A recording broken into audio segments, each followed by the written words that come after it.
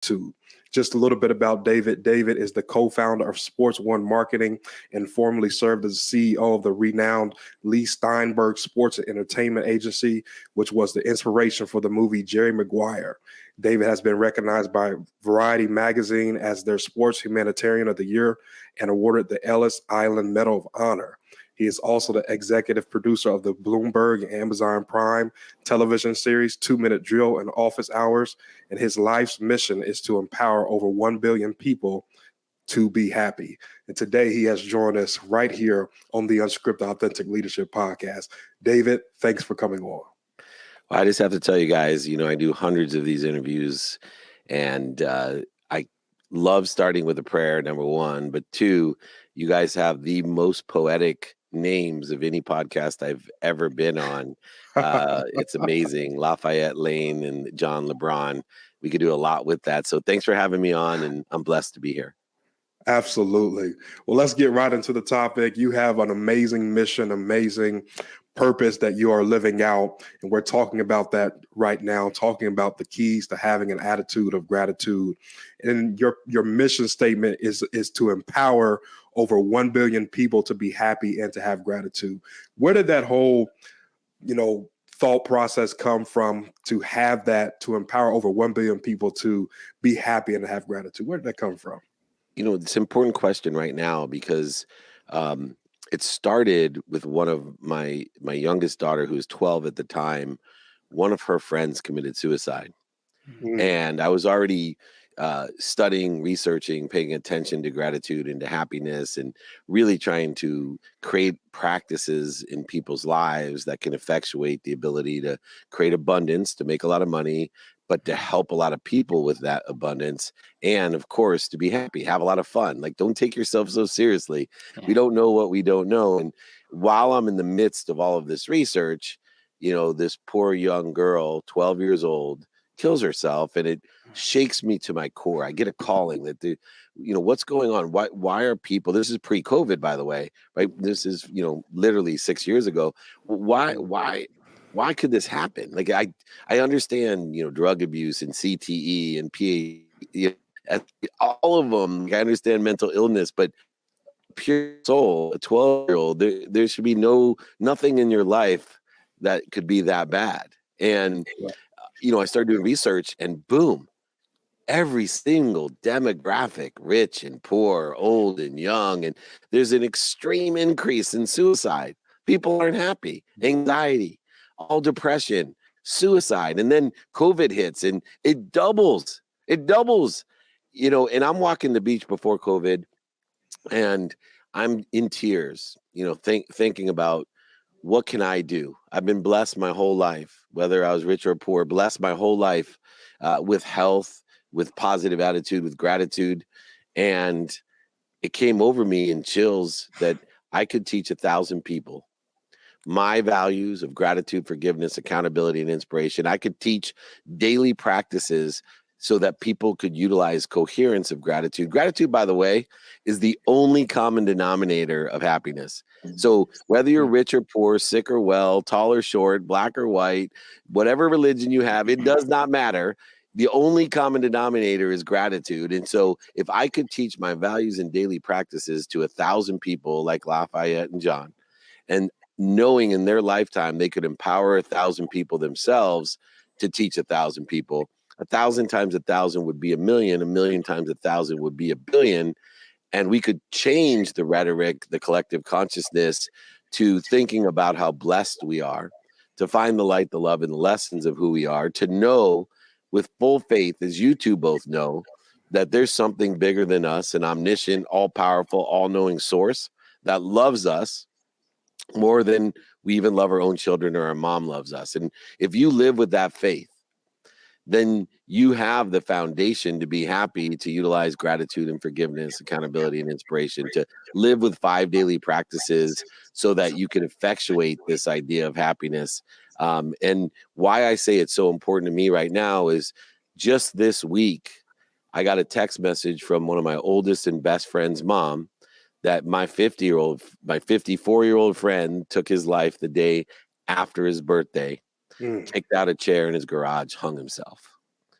My own friend, one of my oldest friends, as much as I'm everywhere with content that he didn't feel comfortable enough sharing his pain, that he didn't have the faith that he's being protected and promoted with that pain and mistakes and failures and setbacks, which are part of the human journey, that he couldn't share his pain so that we could all help alleviate that with those values that we have in the daily practices. And so for me, it's very important and very pertinent right today that people, join my 14-day gratitude challenge, join my 5-day challenge to get coherence in your life. Remember to be thankful and do it. No matter where you are, you can find the light, the love, and the lessons. Believe there's something bigger than you that loves you more than your mom. Wow. So you mentioned your 14-day gratitude challenge. I am in the middle of your gratitude challenge, actually. I'm on day 12. And so today I am supposed to basically create a collage, and it'll be done for the night's over.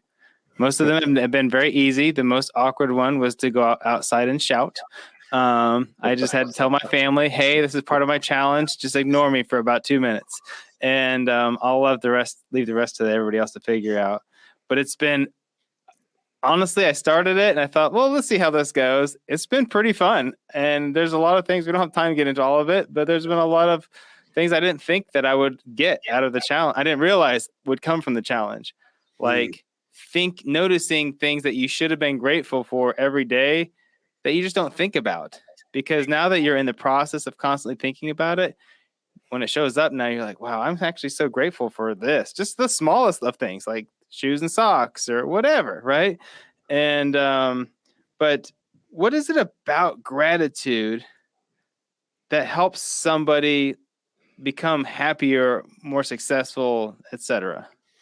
That is a fantastic question. So you see, there's light, there's love, and there's lessons in everything and everyone.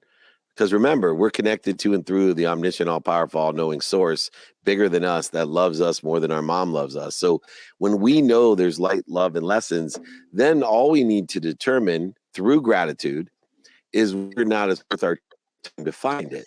Some things inherently, quantumly even, are easy to find. And let me use a quick analogy how life works.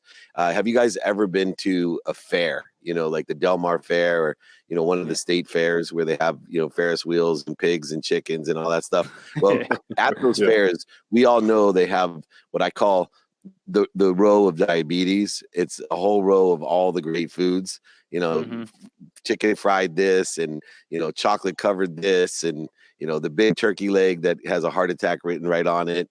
Well, anyway, if all three of us would walk down diabetes row and we would look at the first cart, maybe it's the funnel cake. One of us immediately would say, I love that. And I say, oh, have you tried it? No, but that looks so good. And another of us say, yeah, I'd like to give it a try. And then one of us would say, oh, that makes my stomach, I'm about to puke in my mouth. That's disgusting. Inherently, the funnel cake has light in it. It has love in it, unless it's created by the source. It's done and created by a resource as well, because we're resources of the source. We are happy, healthy, wealthy, and worthy. We just got to figure out what we're doing to interfere with it. Well, we can determine, is it worth our money, time, emotion, and value to go ahead and try the funnel cake? Now, say John was the one that loved it. Absolutely, it'd be worth it for him because he already's in. He already sees the light, the love.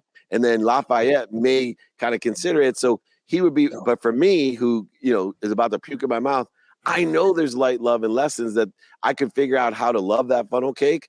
But right next door is the turkey leg. And I love the turkey leg or the homemade the homemade potato chips. Those are my favorite, right?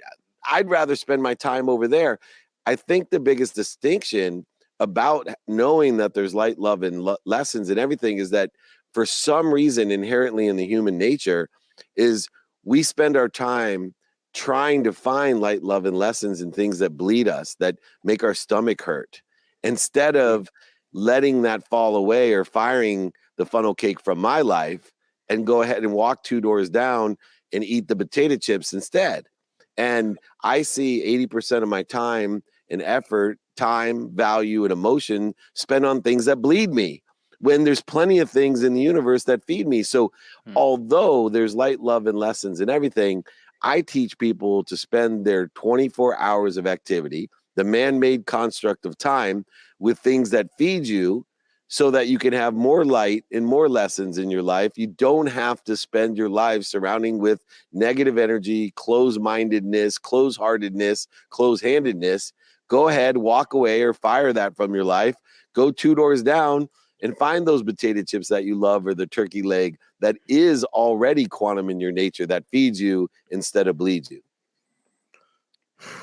You said happiness comes from enjoying the consistent every day. Can you just break that down for us, please? Yeah, that's my definition of happiness. Those who can enjoy the consistent every day, persistent without quit, pursuit of their own potential. You see, so many people, as I suggested earlier, they try to look for what's missing in their life, or what they don't want in their lives, or even worse, what other people want for them in their lives. And then they wonder why they get what other people want, what's missing and what they don't want, and then they resent it. They're offended by it. Instead, what I train people to do is consistently every day work within the conscious continuum, conscious, subconscious, and unconscious, to accelerate and aggregate, compound the positivity and the gratitude in your life by spending 2 minutes a day with something instead of 2 hours on a weekend.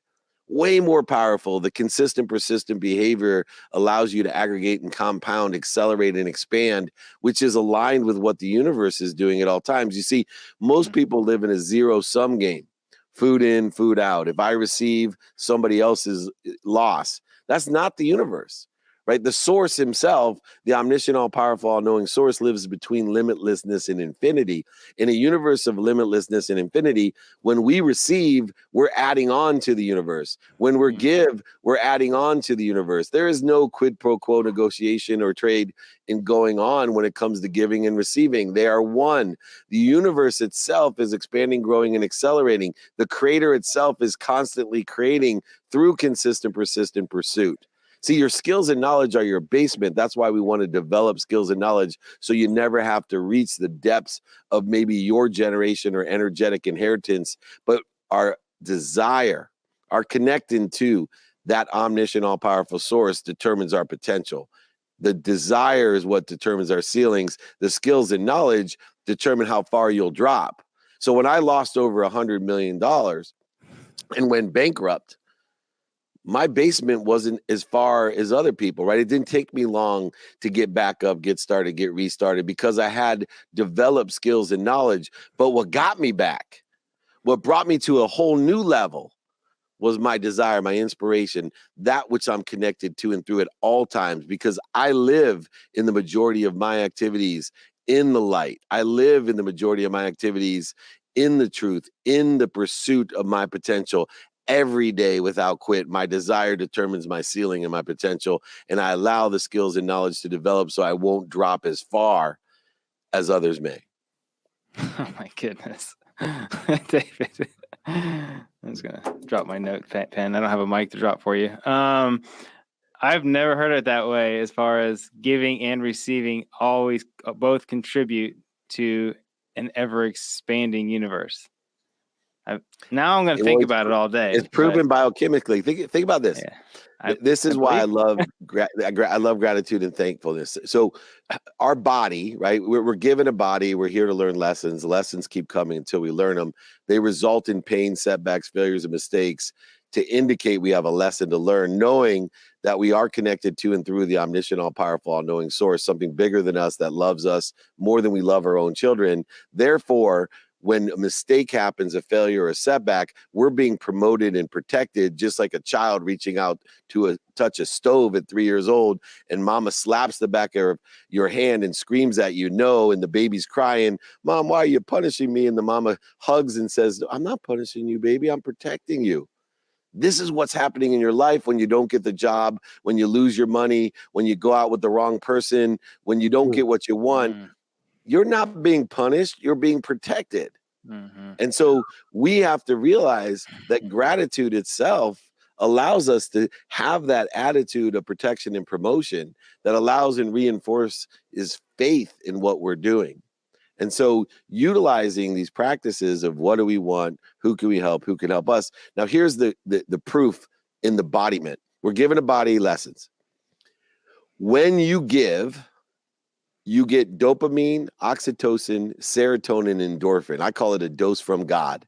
And these are what makes you happy. This is a biochemical reward for giving. When you receive, you get a dose from God. Dopamine, oxytocin, serotonin, endorphin. These are the happiness drugs. They make you happy. When you witness giving and receiving, you get the dose from God of happiness. Dopamine, oxytocin, serotonin, endorphins.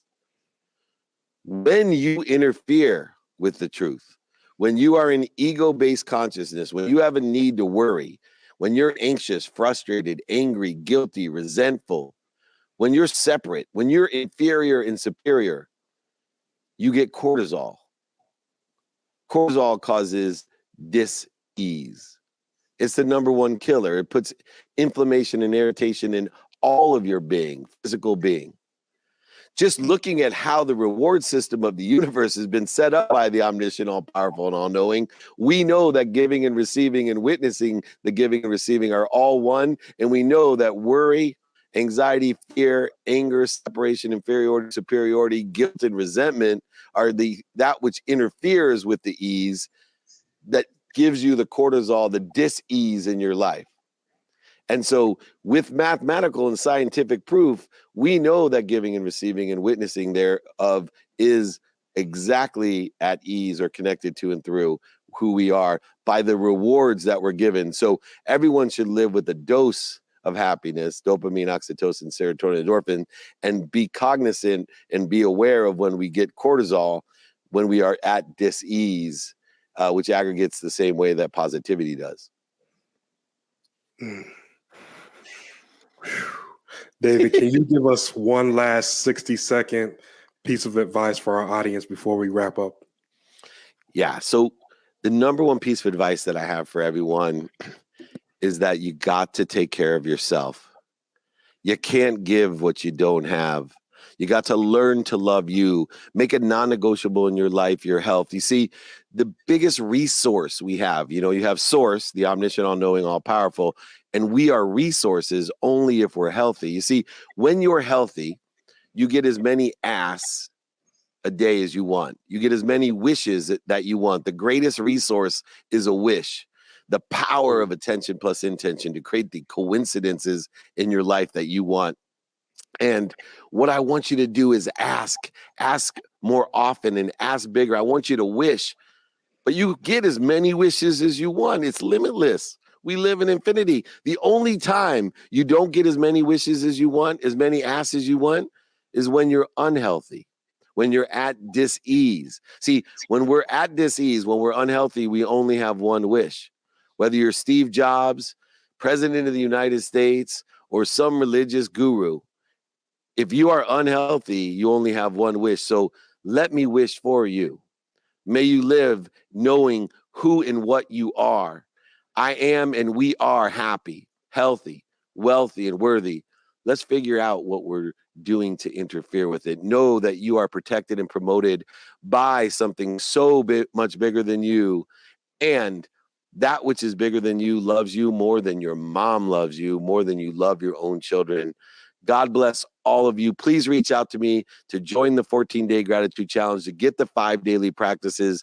David@dmeltzer.com, posted right below, David@dmeltzer.com. And remember, both of you, my poetic brothers, be kind to yourself and deeds. I appreciate the time. Thank you so much. As always, we pray that you be the leader that God